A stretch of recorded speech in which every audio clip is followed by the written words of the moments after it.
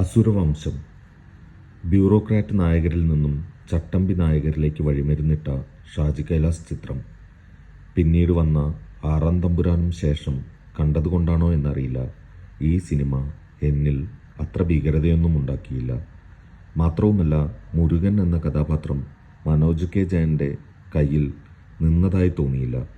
പല ഘട്ടങ്ങളിലും അയാൾ കുറച്ച് ഓവറായാണ് എനിക്ക് തോന്നിയത്.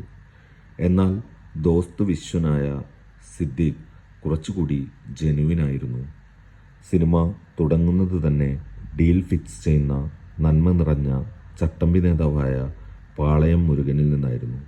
എന്നാൽ അയാളുടെ ഈ ഡീൽ ഉറപ്പിക്കൽ ഒപ്പമുള്ളവരെ തന്നെ അയാളുടെ ശത്രുക്കളായി മാറ്റുന്നുണ്ട്. വില്ലന്മാരുടെ ഒരു നിര തന്നെയുണ്ട്.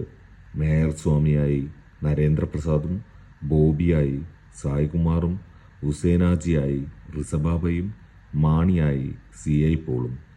പ്രഗത്ഭന്മാരായ വില്ലന്മാർ ഒരുപാട് പേരുണ്ടെങ്കിലും പ്രകടനത്തിൽ ശക്തി കുറവാണെന്നാണ് എനിക്ക് തോന്നിയത്.